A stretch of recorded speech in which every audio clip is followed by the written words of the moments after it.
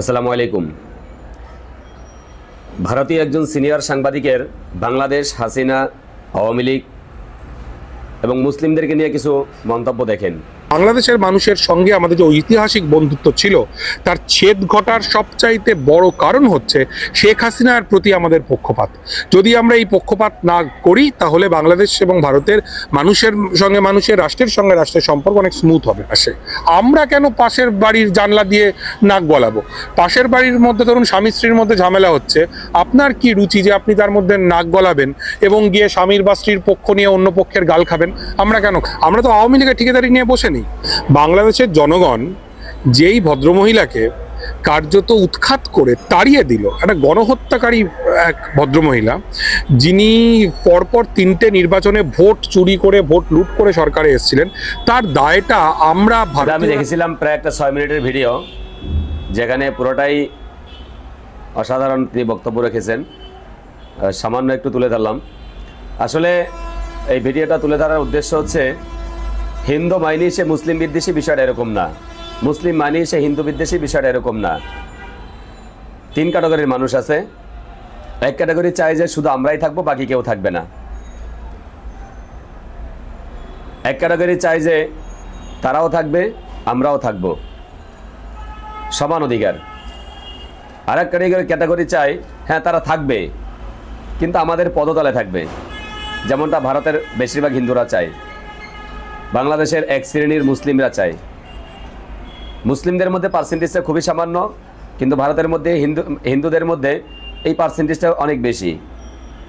পৃথিবীতে ধর্মভিত্তিক দাঙ্গা ম্যাক্সিমাম দেশে আছে, কম আর বেশি।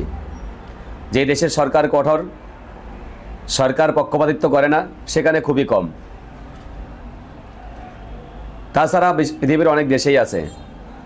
আমরা যদি আরব বিশ্বে যাই, সেখানে নেই বললেই চলে। ধর্মের ভিতরে ধর্ম নিয়ে ভেদাভেদ নেই, একেবারে নাই। আপনি যদি ইউরোপে আমেরিকায় যান, সেখানে কিছু কিছু আছে। ইউরোপের মধ্যে কিছু কিছু দেশে একেবারেই নাই, কিছু কিছু দেশে টুকটাক আছে। আমেরিকার মধ্যে আছে, যথেষ্ট আছে। সেখানে কালো মানুষ, সাদা মানুষ, সেখানে ধর্মভিত্তিক যে বিষয়গুলা, ধর্মীয় যে বিভাজন, এটা আছে। সামগ্রিক বিশ্বের কথা চিন্তা করলে বাংলাদেশে হিন্দুরা অনেকটাই নিরাপদ আছে। এবং এই আওয়ামী লীগের দ্বারা তারা যে নির্যাতিত হয়েছেন, আওয়ামী লীগের আমলে কেন জানি ঘুরে ফিরে এই হিন্দুরা অথবা উপজাতি যারা আছে অথবা ভিন্ন ধর্মাবলম্বী যারা আছেন, তারা কেন জানি আওয়ামী লীগের উপরেই 90% বিশ্বাস রাখেন। অথচ তারা আওয়ামী লীগের আমলে বা আওয়ামী লীগের দ্বারাই তারা সব থেকে বেশি লাঞ্ছিত হয়েছেন। তারপরেও ঘুরে ফিরে তারা জানি কেন তাদের উপরেই বিশ্বাস রাখেন। এটার একটা সিক্রেট, একটা কারণ রয়ে গেছে, যেটা হয়তো আমরা জানি না। কারণটা আমরা হয়তো এখনো বুঝতে পারতেছি না। আওয়ামী লীগ এর পক্ষে ভারতের একটা টান আছে, তারা আওয়ামী লীগের পক্ষে কাজ করেন। তার যথেষ্ট একটা কারণও আছে। কারণ আওয়ামী লীগের দ্বারা যেটা ইন্ডিয়া পান, সেটা অন্য কোনো সরকারের দ্বারা পান নাই, কখনো পাবেনও না।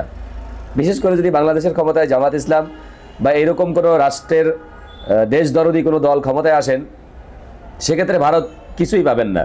এবং তারা এটাকে, যে এখন যেটা আওয়ামী লীগের আমলে মনে করছিলেন যে বাংলাদেশটা ভারতের অঙ্গরাজ্য, এটা কখনোই মনে করতে পারবেন না। ভারতের যে কিছু অপসাংবাদিকতা আছে, হলুদ মিডিয়া আছে, এগুলা তখন আর মজা করে তারা নিউজ করতে পারবে না, কারণ তা এগুলার প্রতিবাদ আসবে। এগুলা তখন তারা তাদের মন মতো নিউজ করতে পারবেন না।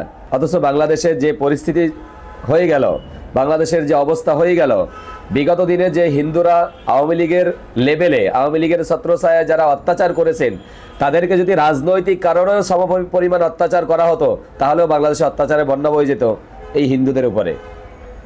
যারা নিরপরাধ হিন্দু তারা না, যারা আওয়ামী লীগের লেভেল নিয়ে, আওয়ামী লীগের লোগো নিয়ে, আওয়ামী লীগের ছত্রছায়ায় যারা অত্যাচার করেছেন, এলাকায় নির্বিচারে মানুষকে অত্যাচার করেছেন, এলাকায় মানুষের সম্পদ লুণ্ঠন করেছেন, এলাকায় মানুষকে হয়রানি করেছেন, তাদেরকে যদি সমপরিমাণ ওই আঘাতটা তারা করত 5ই আগস্টের পরে, তাহলেও তাদের ছিন্নভিন্ন অবস্থা হয়ে যেত।